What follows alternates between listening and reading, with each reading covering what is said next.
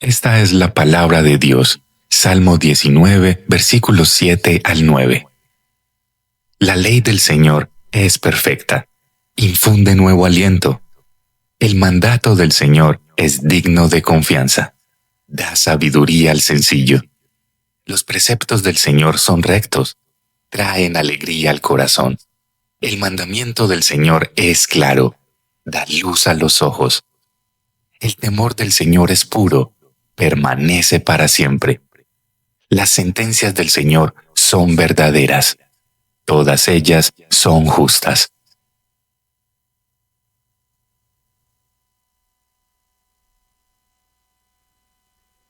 Saludos hermanos, buenos días. Volvemos otra vez. Ahí sí, ¿me escuchan? Mejor. Ahí sí. Potente. Ruge. Como voz de trueno. Eso es. Voz de trompeta. Me da mucha alegría saludarles esta mañana. Qué gusto. Tengo el privilegio, el honroso privilegio de predicar la palabra del Señor. Entonces, ¿qué le parece si oramos? Entregamos esto al Señor. Padre, queremos agradecer una vez más el regalo, Señor, de convocarnos esta mañana, Señor, de juntarnos como familia de la fe, Señor, de distintas ciudades, de distintos estratos, de distintos sitios, de distintos lugares, pero unidos y convocados por ti, Señor, nos une el hecho de que somos hermanos en la fe, de que somos hijos tuyos, de que cada uno de nosotros, la gran mayoría de los que estamos acá, hemos sido alcanzados, Señor, por ti, por tu misericordia. Gracias a ese sacrificio hermoso y precioso de tu Hijo en la cruz del Calvario, Señor, con el que nosotros obtuvimos perdón de pecados, con el que nosotros fuimos justificados, salvados y galardonados con la vida eterna, Señor. Gracias, Padre. Hoy estamos aquí reunidos, Señor, para buscar el consejo sabio, Señor, de tu palabra, la guía, Señor. Yo no sé cómo está cada uno de mis hermanos y de mis hermanos, pero tú sí sabes cómo se encuentran ellos, Señor. Si la palabra de hoy, Señor, los conforta, gracias, Señor. Si los consuela, gracias, Señor. Si los exhorta o confronta, Señor, gracias, Señor. Pero no permitas que salgamos de la misma manera que entramos, Señor. Ayúdanos a tener un mejor entendimiento de tu palabra, Señor. Ayúdanos a tener mejores entendimientos de tu evangelio, Señor. Y una vez más, al vaso frágil que usas en esta ocasión para presentarlas, Señor, bendícelo, Señor. Que cada palabra que salga de su boca y cada pensamiento que se geste en su corazón sean sujetos completamente a la voluntad en Cristo Jesús. Amén. Amén. Muy bien, hermanos, vamos a refrescar nuestra memoria. Bien, a ver, déjenme un segundito. Yo les hago una preguntita primero. ¿Quiénes conocen el cuento de los 3 cerditos? A ver, díganme la verdad. Esto no sale en video, nada. No han levantado la mano y no 4 personas. Entonces, yo creo que sí va a ser necesario. Bueno, y hay algunos que sí saben de él porque siglos atrás, no mentiras, hace unos cuantos años en el colegio se los enseñaron, lo leyeron, pero a esta altura no lo recuerdan. Entonces, vamos a ayudarnos. Vamos a refrescar nuestra memoria viendo el video de ese cuento que es muy conocido por todos nosotros y que nos sirve de ilustración para el mensaje que tenemos para el día de hoy. Entonces, adelante, maestro. Érase una vez, en lo más profundo del bosque, 3 cerditos que eran hermanos. Como todos los animales del bosque, los 3 cerditos vivían asustados por la amenaza del lobo feroz, que acechaba día y noche para comérselos. Un día, decidieron que la mejor manera de protegerse del lobo era construirse una casa. El más pequeño de los 3 hermanos, que quería acabar pronto para poder irse a jugar, construyó rápidamente su casita con paja y su hermano, el cerdito mediano, cuando vio a su hermano jugar, se apresuró para terminar su casita, que estaba construyendo con madera. El más mayor de los tres hermanos, que estaba trabajando duro para construir su casa de ladrillo, les advirtió: «Ya veréis lo que hace el lobo con vuestras casas». Pero sus hermanos le ignoraron y siguieron jugando alegremente. Entonces, desde detrás de unos arbustos, el lobo feroz se abalanzó sobre el más pequeño de los cerditos. Este consiguió escapar y corrió hacia su casita de paja, donde se encerró. El lobo, al ver la casita tan débil, sopló y sopló, y la casa de paja se derrumbó. El cerdito pequeño corrió por el bosque mientras el lobo le perseguía, y llegó a la casita de madera de su hermano el mediano. Ambos se encerraron allí, y de nuevo el lobo sopló y sopló, y la casita derribó. Los dos cerditos salieron pitando hacia la casita de su hermano mayor, y cuando llegaron se encerraron los tres, cerrando puertas y ventanas. El lobo sopló y sopló, pero esta vez no logró derrumbar la casa, así que se puso a dar vueltas hasta que se le ocurrió trepar hasta el tejado para colarse por la chimenea. Pero el cerdito mayor, que por una rendija había visto las intenciones del lobo, colocó una olla con agua hirviendo en la chimenea, y cuando el lobo bajó por el interior, se cayó sobre el agua hirviendo y se quemó. El lobo salió de allí dando unos aullidos terribles que se oyeron en todo el bosque, y se cuenta que nunca jamás volvió a tener ganas de comerse a ningún animalito del bosque. ¿Cuál es la moraleja de ese cuento? A ver, nombren entonces un representante de todos, porque ustedes somos asambleístas y toda la iglesia asambleísta siempre tiene un representante. A ver, ¿quién se arriesga? ¿Están de acuerdo que José Libardo sea el representante del grupo? Muy bien. José. Muy bien, sí. Entonces, ¿cuál es ¿Que hay que correr hasta qué? Hay que correr hasta llegar a un... ¿Estamos de acuerdo ahí? ¿Va bien? ¿No? ¿Cambio de representante? Muy bien. Muy bien. ¿Quién va a representar pues la iglesia? A ver, ¿quién? A ver, Barrientos. Esa es la moraleja. ¿Están de acuerdo con esa moraleja? Sí, eso es. Como somos asambleístas, ¿quién secunda esa propuesta? Todos. Ah, bueno. Muy bien. ¿Saben qué? Yo pienso que sí. Eso es verdad. Pero creo que esta historia, mis amigos y amigas, profundiza en algo más que construir con buenos materiales o construir con cimientos fuertes. Lo que han dicho es verdad, pero creo que hay más en esa historia. Y creo que tiene que ver con el carácter y la manera en que los seres humanos encaramos aquellas circunstancias amenazantes para nosotros. La decisión que cada cerdito tomó para construir su casa obedeció a la forma en que cada uno se relacionó con la amenaza del lobo. El cerdito menor no le dio importancia a la presencia del lobo en su entorno de vida. En consecuencia, actuó despreocupadamente a lo que este tipo de amenaza representaba para él. ¿Vamos bien ahí? Bien. El cerdito del medio sí le dio alguna importancia a la presencia del lobo. Sin embargo, no valoró el nivel de amenaza que el lobo representaba y las medidas que tomó para afrontar dicha amenaza fueron insuficientes ante la estrategia del lobo. En cambio, el cerdito mayor consideró seriamente la amenaza del lobo y su estrategia de defensa tuvo dos niveles. ¿Sí? ¿Sí lo pueden ver? Uno fue construir una casa resistente al soplido del lobo. Fue la primera. Y la segunda, una olla de agua hirviendo ubicada en el único lugar por donde el lobo podía entrar, la chimenea. ¿Qué nos evidencia esa estrategia, mis amigos? Nos evidencia una gran planificación, no solo de defensa, sino de erradicación de la amenaza. Porque dice el cuento que el lobo quemado jamás volvió a acercarse al territorio de los cerditos. ¿Vamos ahí bien? Sí, sigue. La asamblea ya está en silencio. La clave aquí fue la planificación.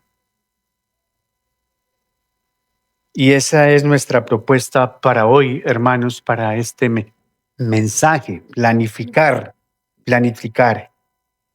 Cuando se está terminando el año, nosotros somos muy dados a elaborar planes siempre para el año siguiente, ¿no es cierto? Hacemos planes de todo tipo. ¿De qué hacemos planes? Para hacia el año siguiente. ¿No hay quórum o sí hay quórum? Hay dietas, esa es la primera. Número 2, hacer ejercicio. Ese es un gran plan.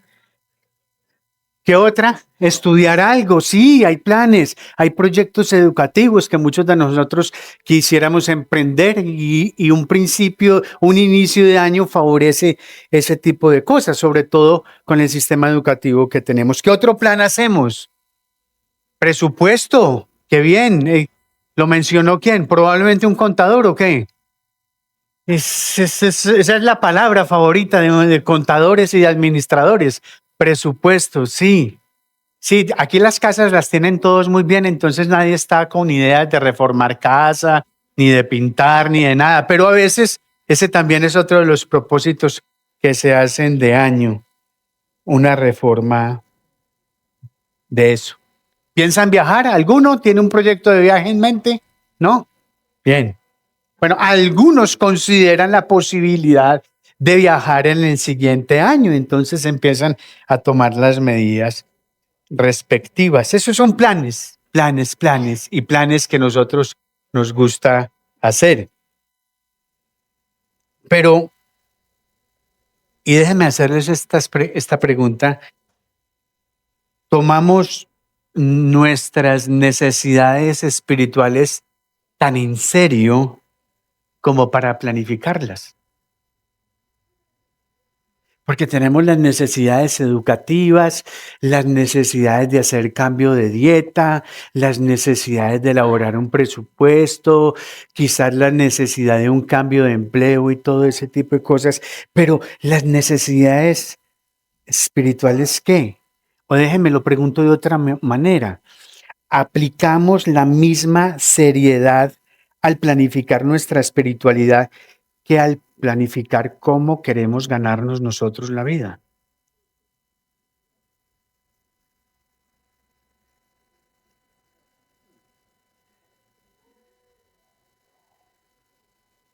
Buena pregunta. Vamos a poner en pantalla lo que queremos desde el Consejo Pastoral hacer. Aquí es invitarlos a reservar tiempo cada semana del próximo año para planificar y especialmente para planificar su vida de oración. Checho, ¿pueden darme video allí en la pantalla del frente, por favor?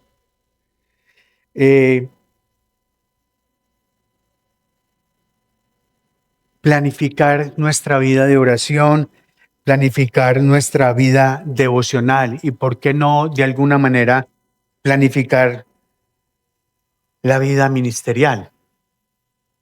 Entendiendo que ministerio no es solamente el que hacen las personas que sirven en la iglesia. Ministerio es lo que todos hacemos. Profesor de escuela dominical, su ministerio es enseñar. Una persona que trabaja en una empresa, en una compañía, su ministerio es servir en esa compañía con los dones y los talentos que el Señor le ha dado. Un ministerio es lo que todos estamos haciendo. Y para hacer esto, les daremos 4 ejemplos de planificación en la Biblia. En primer lugar, miraremos algunas ilustraciones de Proverbios. En segundo lugar,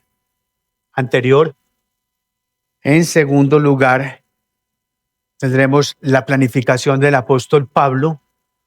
En tercer lugar, la planificación de Dios y en cuarto lugar, la planificación de Jesús. Esos son los 4 puntos que tendremos esta mañana.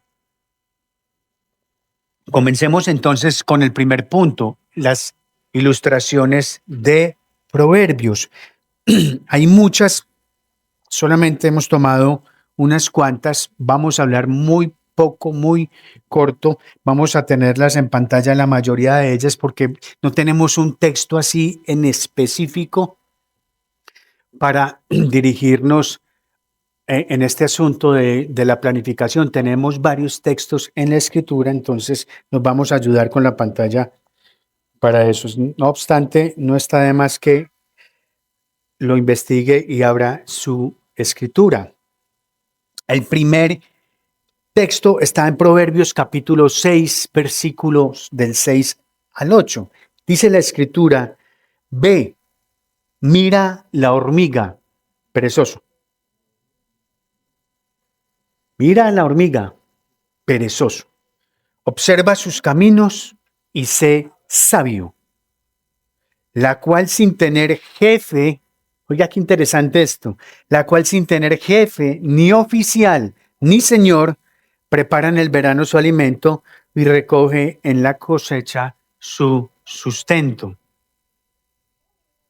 La hormiga es un ejemplo, no solo por su gran esfuerzo, sino también por su planificación. Se han hecho estudios de este animalito sobre la forma de planificar y los expertos han concluido que se basa todo este modelo en algo que llaman inteligencia colectiva, es decir, la previsión y el trabajo en equipo dentro de una colonia organizada. Adicionalmente, la hormiga tiene un nivel de altruismo excepcional. Cada hormiga trabaja para la colonia, comparten los alimentos y comparten los recursos sin ningún tipo de egoísmo individual. Ninguna hormiga guarda ni reserva para sí más que otras. Eso ya lo han estudiado expertos en este asunto. De tal forma que el modelo de la hormiga se considera un modelo de eficiencia, de cooperación y de visión a largo plazo para afrontar los desafíos y construir un futuro. Observe, la amenaza de los cerditos, ¿cuál fue? El lobo. La amenaza para la hormiga es ¿qué? El invierno. La amenaza para la hormiga es el invierno. Por eso toma precauciones en el verano para cuando llega el invierno. Y a propósito, aquí quisiéramos dejarles la primera pregunta para su reflexión personal. ¿Sabes cuál es la amenaza que acecha tu vida espiritual? No es para responder aquí en este momento, pero ¿sabes cuál es la amenaza que está acechando tu vida espiritual? Vamos a un segundo texto. Dice el Proverbio 14:15. El simple todo lo cree, pero el prudente mira bien sus pasos. La diferencia, hermanos, entre planificar y no planificar radica en si miras hacia dónde te diriges en el futuro o si concentras toda tu atención, esfuerzos y recursos en el presente. Y esta frase que es tan común de este tiempo, en el aquí y en el ahora. ¿Viste usted que esa frase es como muy de nuestra generación? En el aquí y en el ahora. Si tú no eres planificador, vas a estar a merced de quienes intenten aconsejarte sobre cómo actuar hoy para que tú seas feliz en el futuro. Y eso es algo muy, muy riesgoso. El simple todo lo cree, pero el prudente mira hacia dónde va. Esto nos invita, hermanos, a considerar los días venideros y lo que esos días traen consigo. Y piensa cómo prepararte para esos días y utilizarlos para lograr tus propósitos. Este es un mensaje muy claro para quienes están un poco más jóvenes que nosotros. Porque el joven piensa que el mundo es de él. Tengo toda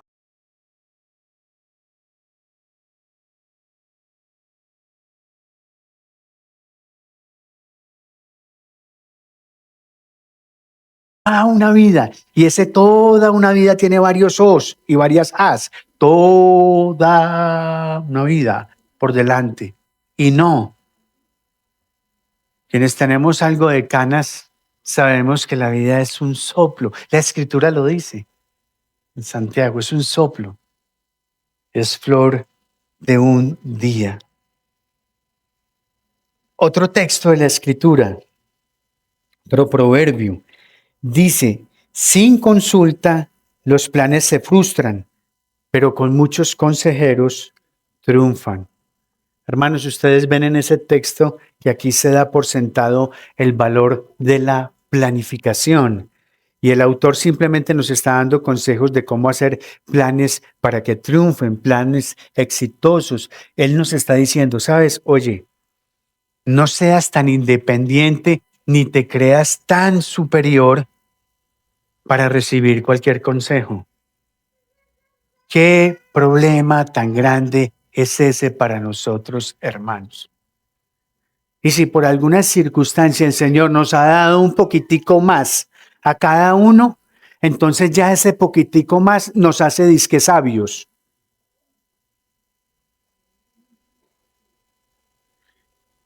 Pepe tiene plata. Hay que preguntarle a Pepe porque él debe saber mucho de eso. Y Pepe no recibe consejos. Porque es que yo me he hecho solo durante todo este tiempo. Pues como cuando los necesité no me los dieron, entonces ahora los voy a recibir. Pepe es muy orgulloso. Pepe es muy arrogante. La invitación que nos hace es que nosotros leamos la sabiduría de quienes ya nos han presidido y quienes han pasado por estas cosas, que quizás se han equivocado, que quizás han cometido errores grandes. Y la invitación es para que nosotros busquemos el consejo de ellos y aprendamos de esos errores. Saben, hermanos, es que los proverbios tienen tantos consejos tan absolutamente prácticos para nuestra vida, que nosotros a veces se nos vuelve parte del paisaje. Nosotros leemos los proverbios porque ¿qué día estamos hoy?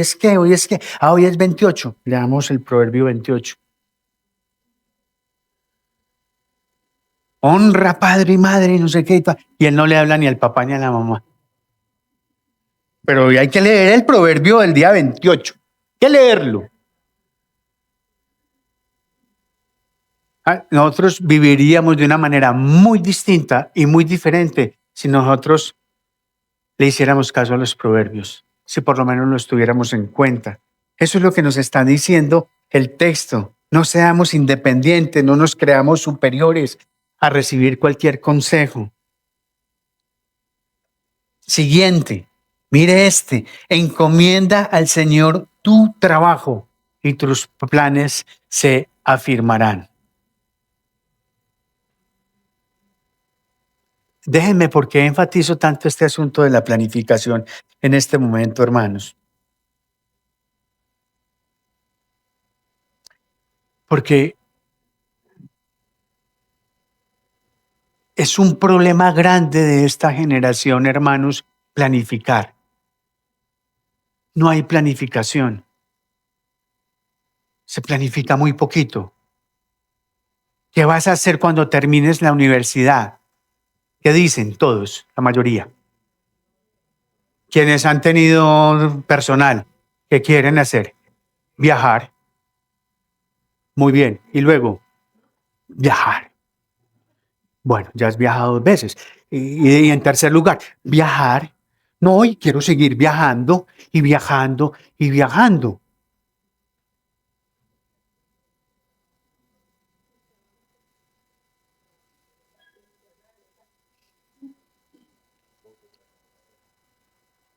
Qué difícil es ver gente que se comprometa hoy en día. Y hermano, le estoy hablando a la iglesia del Señor Jesucristo con mucho temor y con mucho temblor, porque eso que es una postura que uno ve muchísimo de nuestra sociedad contemporánea, también la vemos en las iglesias.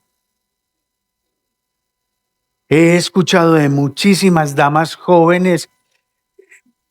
¿Ya viste en la iglesia, miraste a alguien que de pronto, no, no, es que no, nadie se quiere comprometer? Y viceversa, porque es que eso es de lado y lado. Pocas personas quieren establecer y desarrollar un plan de vida a largo plazo que considere la familia como algo principal y prioritario para sus vidas. Por eso creo que es muy pertinente hablar de este asunto de la planificación y hacerlo desde distintos escenarios de la Escritura. No es muy usual que nosotros prediquemos de esta forma y de este modelo, pero creemos que es importante y necesario porque la Escritura a lo largo y ancho de toda ella siempre está hablando de planificación, Ahora, la pregunta es, ¿cómo puedes planificar de tal manera que lo que produzcas tenga un valor perdurable y no se desvanezca de la noche a la mañana? El proverbio lo dice, encomiéndalo al Señor. Encomiéndalo al Señor. Busca siempre la guía y la fortaleza del Señor en tu planificación. Confía en su sabiduría y no en la tuya. Así, probablemente tus planes darán frutos duraderos. Siguiente, Proverbios 24-27. Prepara fuera tu labor.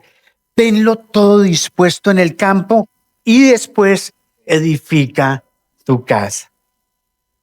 Esto probablemente significa que es importante mantenerse con la productividad del campo antes que formar tu propio hogar. Y otra vez, este es un claro mensaje para los jóvenes, mis hermanos, mis hermanas.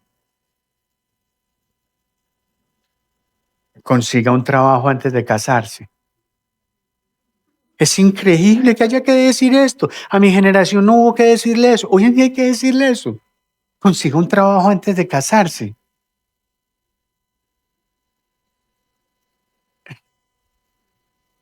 ¿Quieren hacer un proyecto de hogar con efectos de humo? No. Eso es un concierto y eso funciona muy bien en un escenario. Pero la vida real no es así, mis hermanos, mis hermanas. Debes establecer algo, debes hacer algo antes. La Escritura es muy clara. Tenlo todo dispuesto en el campo y después edifica tu casa. Siguiente. Ya vamos a terminar, hermanos, este grupito de proverbios. Este es muy particular porque se refiere a la mujer de Proverbios 31, a la mujer modelo. Yo sé, hermanas, que para muchos es bastante mortificante esa mujer. Sí, ya muchas me lo han dicho a mí. De muchas maneras me han dicho, no, es que esa mujer es demasiado perfecta, demasiado todo, yo no alcanzo ni nada, pero no queremos explorar eso hoy, no vamos a hablar de eso hoy. Vamos a tomar algo que dice aquí en el texto, en el versículo 15 y 16 del Proverbio 31. Dice de esta mujer que también se levanta cuando aún es de noche y da alimento a los de su casa y tarea a sus doncellas. Evalúa un campo y lo compra. Con sus ganancias planta una viña. No le vaya a dar codo a su esposa, hermano, para que se levante de noche, porque esto no tiene nada que ver con eso. Para empezar, pues sí, ni la mire de reojo ni nada de eso. Esto, además, tampoco hay doncellas, eso es. Ahora, lo que es bien interesante aquí es que esta ama de casa es planificadora en dos sentidos. En primer lugar, se levanta temprano y asigna tareas a sus empleadas. Esto aplica para hombres y mujeres, se levanta temprano y asigna tareas a sus empleados. Esto es muy simple, pero hay que decirlo. No puedes asignar tareas a tus empleadas o a tus empleados si no tienes un plan que te gustaría que se hiciera ese día. No. Pero a veces es increíble, hermano. A veces hay que explicar por qué es importante el agua en la navegación.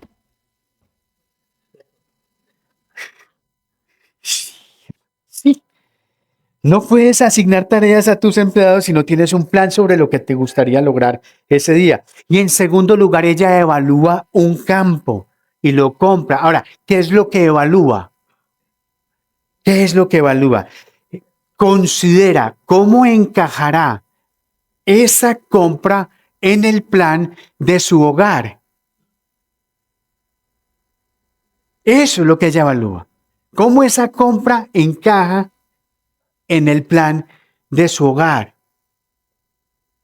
Paz, me salió un trabajo. Qué bien, excelente. ¿Dónde? En el oleoducto de Azerbaiyán. Ajá. Y la paga es buenísima. Trabajo 6 meses y descanso 4. Trabajo 6 y descanso 4. Ajá. ¿Y eso cómo encaja con el plan de tu hogar? Tu mujer sola 6 meses aquí, tú solo allá 6 meses. ¿Cómo garantizamos que no se venga un azerbaiyyito de allá? ¿O cómo tu esposa no se vaya con Pepe? ¿Y cómo encajan esas cosas en el plan del hogar? No, no se rían, usted créame. En fin. Déjeme, yo resumo ya este asunto de los proverbios con lo siguiente. La planificación cuidadosa forma parte de lo que hace una persona sabia y de lo que hace una persona productiva. Si usted no tiene un plan para algo, revísese, hermano y hermana, revísese. Revísese. Aún inclusive para quienes, y esto aplica para todas las edades, es necesario tener un plan. No planificar se considera como algo insensato. Es cierto, y hay que reconocer esto, que los proverbios enseñan que no sabemos a nosotros qué nos va a deparar el futuro. El proverbio dice que la mente del hombre planea su camino, pero el Señor es el que dirige sus planes. Pero el hecho de que el Señor tenga el control del futuro no significa que tú y yo no debamos planificar. Lo que eso significa es que nosotros debemos encomendarle nuestro trabajo y confiar en que Él establecerá sus propósitos, establecerá nuestros planes según sus propósitos amorosos. ¿Hay quórum? ¿Estamos aquí todavía? Bien, bien. En segundo lugar, vamos a ver la planificación del apóstol Pablo. Vamos a tomar un solo ejemplo de la planificación de Pablo, de los muchos que podríamos extraer del libro de los Hechos y de sus cartas. Y lo vamos a hacer considerando precisamente un texto de Romanos, muy a propósito de la serie que terminamos hace poco sobre esta carta. Si tiene ahí la escritura, búsquelo. Es Romanos 15 del 20 al 28. Es un texto un poquito largo, lo vamos a leer, pero quiero que exploremos algo allí. Leo en favor de todos. También nos estamos ayudando en pantalla con él. Dice Pablo: de esta manera me esforcé en anunciar el evangelio, no donde Cristo ya era conocido, para no edificar sobre el fundamento de otro, sino como está escrito: aquellos a quienes nunca les fue anunciado acerca de él verán, y los que no han oído entenderán. Por esta razón, muchas veces me he visto impedido de ir a ustedes, pero ahora, no quedando ya más lugares para mí en estas regiones, y puesto que por muchos años he tenido un gran deseo de ir a ustedes, cuando vaya a España, los visitaré. Porque espero verlos al pasar y que me ayuden a continuar hacia allá, después de que haya disfrutado un poco de su compañía. Pero ahora Voy a Jerusalén para el servicio de los santos, pues Macedonia y Acaya han tenido a bien hacer una colecta para los pobres de entre los santos que están en Jerusalén. Sí, tuvieron a bien hacerlo, y a la verdad que están en deuda con ellos. Porque si los gentiles han participado de sus bienes espirituales, también están obligados a servir a los santos en los bienes materiales. Así que cuando haya cumplido esto y les haya entregado esta ofrenda, iré a España, llegando de paso a verlos. Este, hermanos, es un ejemplo clásico y típico de cómo el apóstol Pablo llegó a cumplir su misión. Y nosotros creemos que deberíamos aprender de él que la planificación es esencial para todo proyecto en la vida. Y nos referimos tanto a ese ministerio personal que cada uno lleva allí donde se encuentre ejerciéndolo, como también a los ministerios eclesiásticos, que a veces son tan complejos, particularmente en las iglesias que son muy grandes. Pablo fue un gran plantador de iglesias.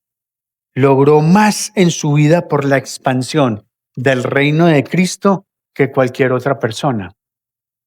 Y nosotros que creemos que su método basado en la planificación tiene mucho que enseñarnos a nosotros, a esta generación.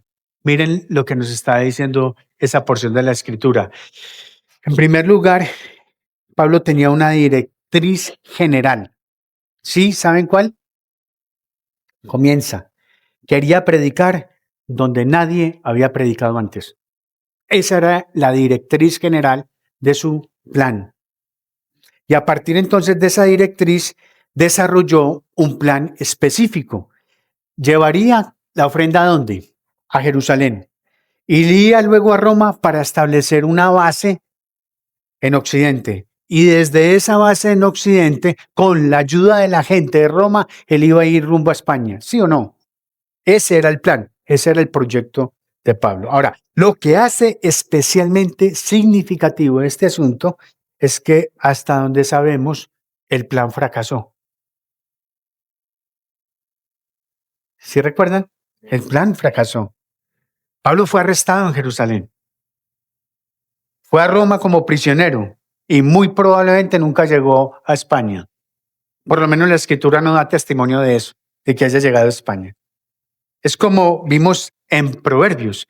Dios es quien finalmente forja el futuro, pero aún así planificamos. Y esto es muy importante tenerlo en cuenta. Si se quedan con esto, hermanos, si se quedan con esto, esto es muy importante tenerlo en cuenta. Dios usa nuestros planes, incluso si los desecha. Dios usa siempre nuestros planes, incluso si los desecha. Por ejemplo, si Pablo no hubiera planeado usar Roma como base de operaciones para un viaje a España, probablemente nunca habría escrito la carta más importante que el mundo haya conocido, la Epístola a los Romanos. Estuvo preso 3 años. Lo que quiero, hermanos, es que mírenlo por donde lo quieran mirar. La planificación es absolutamente crucial en todos los escenarios de la vida. Y en la vida del creyente, en la vida del cristiano, sí que más. Aun cuando Dios prevalezca sobre nuestra planificación. Uno de los argumentos que yo he escuchado en algunas consejerías es: ¿para qué proyecto algo si al final Dios hace lo que le da su voluntad?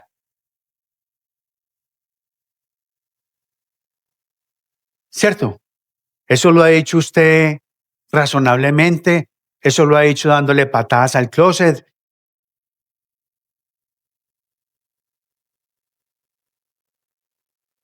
La Escritura nos dice, hermanos, que hay que planear, que hay que planificar. Sin importar si el Señor aprueba o no aprueba, sin importar si el Señor bendice ese plan o no bendice ese plan. porque al final del día, ¿qué es lo más importante para nosotros como hijos de Dios? Que se haga la voluntad del Señor, que es buena, agradable y perfecta. Que tú y yo no entendamos en algún momento de nuestra historia esa voluntad es una cosa. En este tiempo, yo recuerdo esto no estaba aquí, pero salió aquí. Mis hijas me llaman un día y me llaman un día, no, se reúnen conmigo. Las dos en su respectivo tiempo. Pero lo que voy a hablar es de la pupila derecha.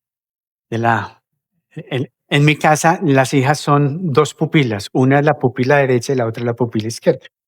Entonces, la pupila derecha, voy a decir el nombre.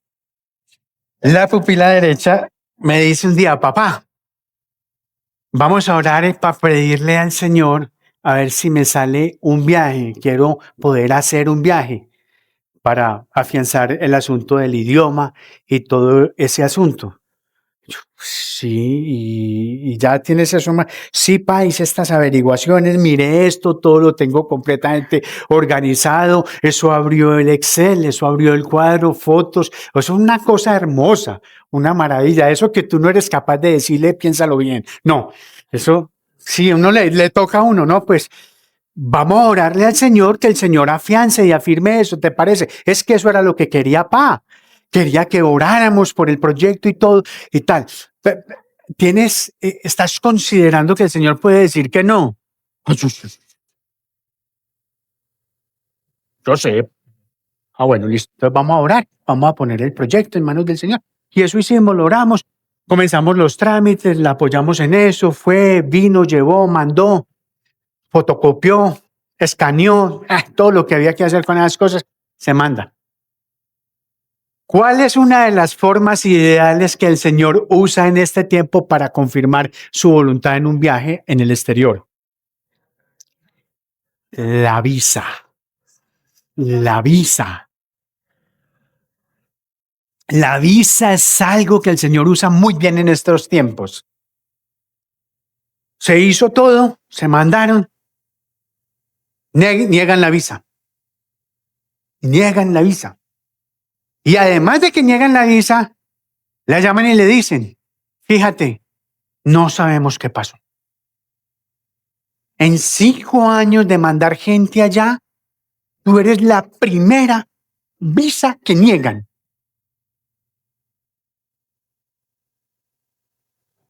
¿Cómo hubiera agradecido yo como padre que no le hubiera dicho a este funcionario eso? Ya de por sí era difícil, negada visa, pero encima le dicen eso. Te puedes imaginar, ya te podrás imaginar, eso se pateó, eso se tiró, eso hasta la mamá se desencajó. ¿Por qué?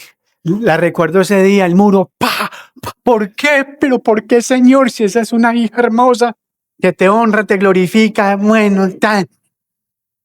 Por dicho, le recordó al Señor que esa hija era la niña de sus ojos y todo ese tipo de cosas. Y claro, la pupila mayor se arroja, se tira al rincón, pues imagínate, pobrecita, hasta yo la entendí, me partió el alma verla así. No voy a decir el nombre, no voy a decir el nombre. Ustedes no saben quién es, yo no he dado guías. Hombre, el Señor dijo no. El Señor dijo no. Y muchas veces, hermanos, el Señor dice no. Dice no. Y eso, ¿saben? Por incomprensible que sea para nosotros, es lo mejor para nosotros. Es la voluntad del Señor. ¿Quién sabe? No hubiera conocido al galán con el que se casó. Nos hubiéramos confirmado. Imagínate, hija, nosotros con un yerno neozelandés. No sé.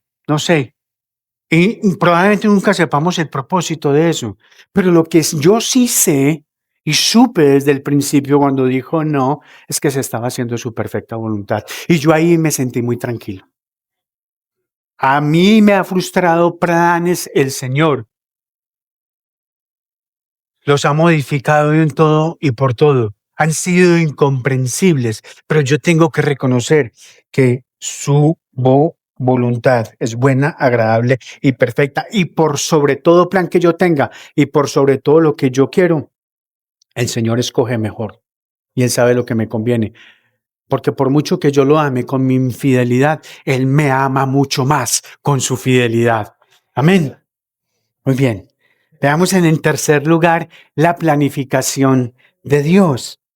Y aquí hay algo, hermanos, que nosotros debemos considerar con muchísima seriedad.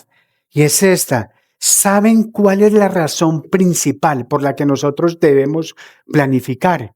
Y que derrumba todo argumento raro, extraño que nosotros nos fabriquemos de decir, no, espérate, eso lo hacemos después, deje así, y ese tipo de cosas. La razón principal es que Dios es un Dios que planifica y nosotros hemos sido creados a su imagen y semejanza para ejercer dominio en la tierra bajo su señorío.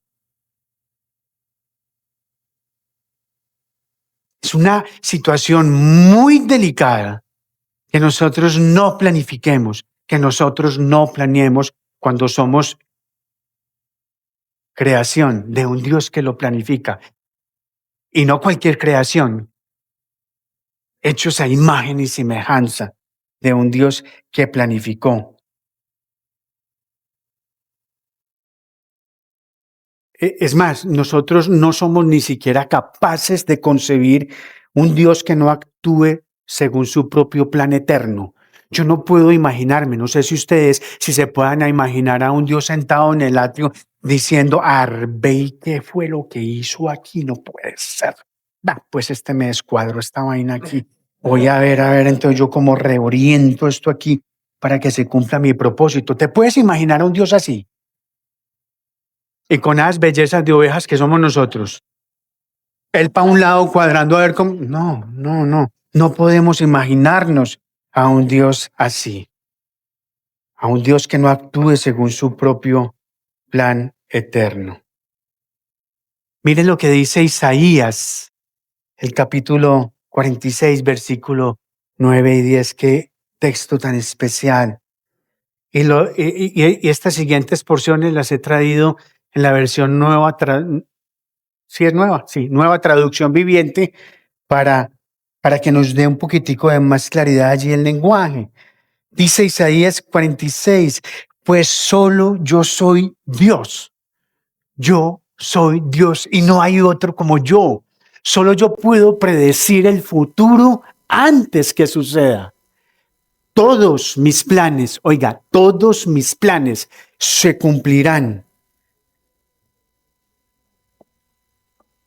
Porque yo hago todo lo que deseo. Es decir, porque a Él le da ¿qué? La divina voluntad de hacer.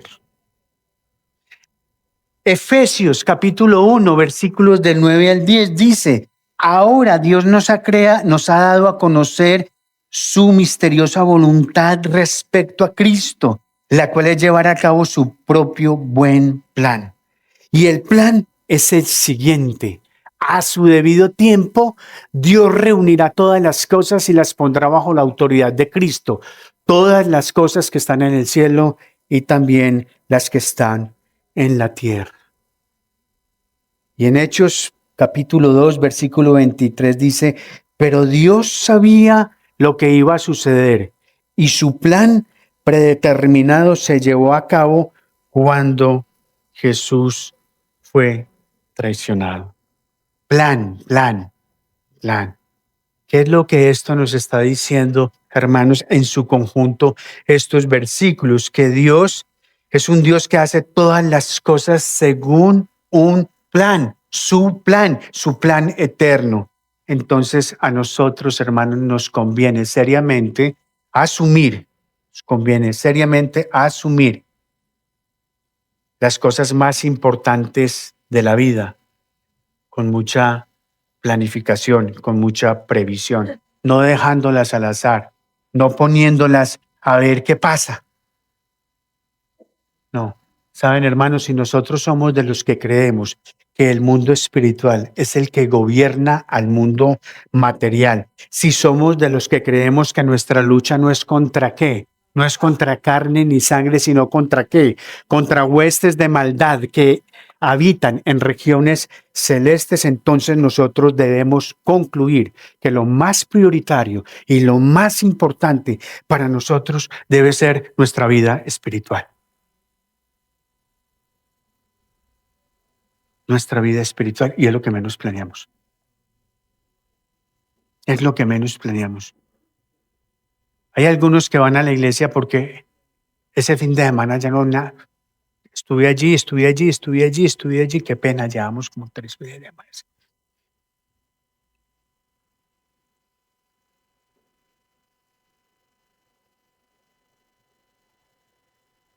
Yo no estoy seguro, hermanos, si somos realmente conscientes de esto.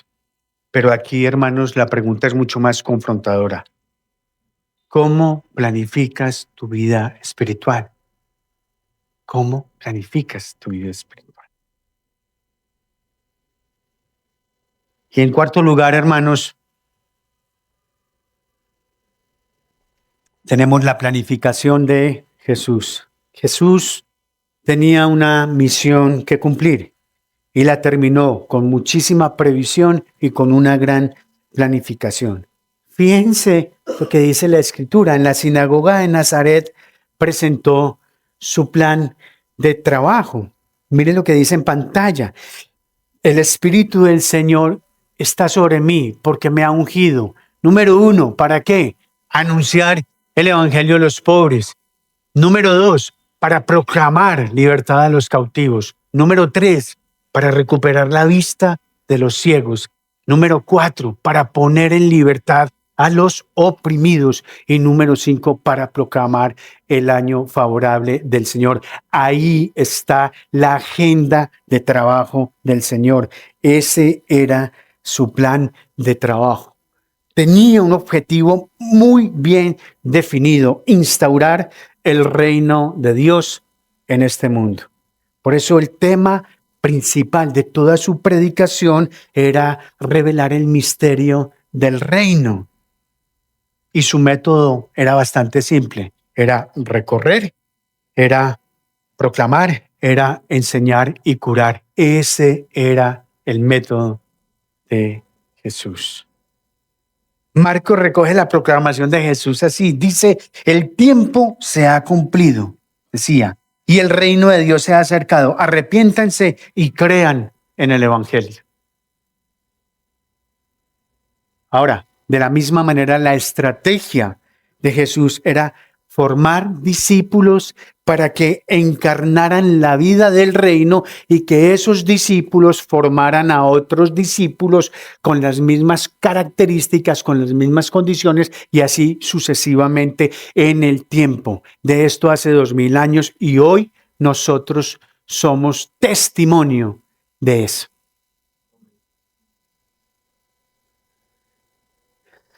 ¿Creen que hubiese sido posible todo esto sin una planificación? Es que algunos pensamos que Jesús simplemente iba por ahí. Y iba allí un milagrito, otro milagrito, aquel le decía lo que le tenía que decir. En fin, en últimas era el Hijo de Dios, entonces él se la sabía toda, la Biblia estaba aquí y él iba así despachando de cualquier manera. No, para nada. Si hay algo que nos deja ver la Escritura es que Jesús fue un gran planificador, el gran planificador con mayúscula. En cierta ocasión, fíjense lo que es un plan. En cierta ocasión, su madre le sugirió hacer un milagro en las bodas de Caná. ¿Qué fue lo que le dijo Jesús a la madre, a doña María? Eso le dijo. Aún no ha llegado mi hora. Había una hora y había un tiempo señalado para la revelación de su poder y él se mantendría fiel a ese plan. Mire lo que dice Lucas capítulo 9, versículo 51. Dice que sucedió que cuando se cumplían los días de su ascensión, Jesús con determinación afirmó su rostro para ir a Jerusalén. Él sabía que el plan significaba la muerte en Jerusalén y no se arrepintió, no se patració, no. Ahora, otra cosa muy importante que tenemos aquí que tener en cuenta es que él no fue impulsado contra su voluntad. No. El plan del Padre era suyo. Fíjate que al referirse sobre su propia vida, Jesús dice, nadie me la quita, sino que yo la doy por mi propia voluntad. Tengo autoridad para darla y tengo autoridad para tomarla de nuevo. ¿Por qué? Porque ese mandamiento recibió del Padre. Yo en este punto quisiéramos concluir y nosotros como consejo pastoral, Pastor Eduardo y yo, tenemos una petición para ti en este nuevo año. Y es que te tomes tiempo para planificar las cosas más importantes de tu vida. Para los casados, planifica cómo pasarás tiempo con tu pareja para profundizar y fortalecer la relación. Para los que tienen hijos, planifica cómo pasarás tiempo jugando con ellos y enseñándoles la vida del reino. Planifica cómo harás el ejercicio necesario para mantenerte saludable. Planifica cuánto debes comer y cuánto te limitarás con la comida. Planifica tus vacaciones y tu tiempo de descanso que te ayuden a tener una renovación espiritual. Pero ¿saben qué, hermanos? Lo más importante, queridos hermanos, hermanas, amigos y amigas, es que planifica tu vida espiritual para este nuevo año. Cómo la oración y la meditación en la palabra serán partes importantes en la vida. ¿Cómo harás eso? Porque saben, sin un plan, todas esas cosas que les he dicho a ustedes que son importantes en la vida, se van quedando relegadas por las presiones urgentes. Quisiera que comenzaran, por lo menos por reflexionar en estas dos preguntas que ustedes ven en pantalla. ¿Sabes cuál es la amenaza que acecha tu vida espiritual? Piensen en eso, hermanos. ¿La puedes identificar? ¿La puedes sacar, soplarla y decir, esta es mi amenaza? Eso es muy importante. Y en segundo lugar, ¿cómo planificarás tu vida espiritual? Estamos a 4 días de terminar el año y creo que este es un buen tiempo para reflexionar sobre esto, hermanos y hermanas. Los proverbios, como hemos visto, nos enseñan a planificar. Pablo, el mayor misionero de la iglesia primitiva, fue un gran planificador. Dios es un Dios que hace todo según lo planeado. Y Jesús, nuestro Señor, se propuso ir a Jerusalén gracias al plan más amoroso jamás concebido. Él planeó nuestro gozo, hermanos, y nosotros debemos planear cómo honrar y glorificar su nombre. Amén. Es un buen momento para orar, hermanos, para inclinar nuestro rostro allí y orar.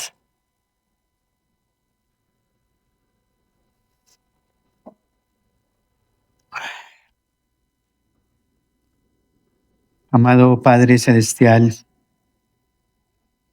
cuando está próximo a acabarse este 2025, Señor, queremos expresarte nuestra gratitud por habernos sostenido durante este año. Señor, nos renovaste cada día tu misericordia. Nos manifestaste tu amor de tantas maneras que nos quedamos cortos de palabras. Señor, nos diste alimento cada día. Por eso te damos gracias, Señor. Guardaste cada día nuestras vidas. Por eso te damos gracias, Señor. Cuidaste nuestros hijos e hijas. Gracias, Señor. Has permitido que tengamos un techo donde vivir y ropa para abrigarnos. Y esto es solo posible por tu bondad para con nosotros. Gracias, Señor. Ay, bendito Dios. Ay, bendito Señor. Es que la lista es interminable de todos los cuidados que has tenido, Señor, con nosotros. De la manera como tú has cuidado esta iglesia local. Señor, aún por encima de nuestras infidelidades, que realmente son muchas, tú siempre has sido fiel. Siempre fiel a tu iglesia, siempre fiel a tu palabra. Yo soy Dios y no hay ningún otro. Yo soy Dios y no hay nadie igual a mí. Yo anuncio el fin desde el principio, desde los tiempos antiguos, lo que está por venir. Yo digo, mi propósito se cumplirá y haré todo lo que deseo.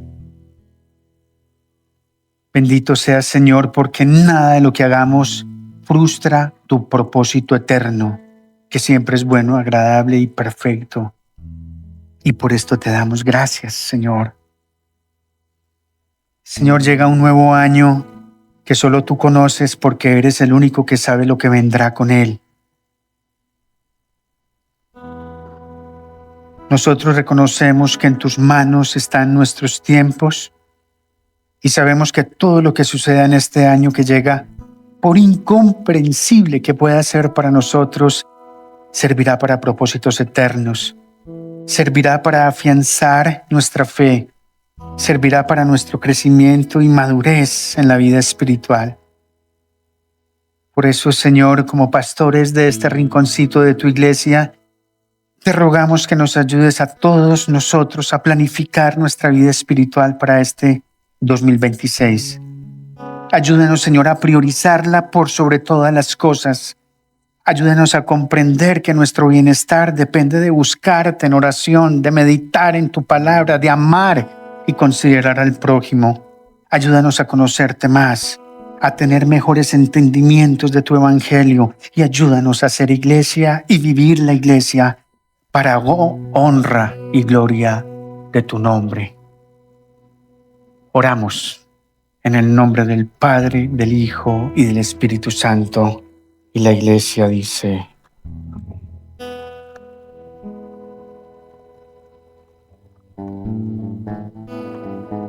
mantengamos la reverencia, hermano.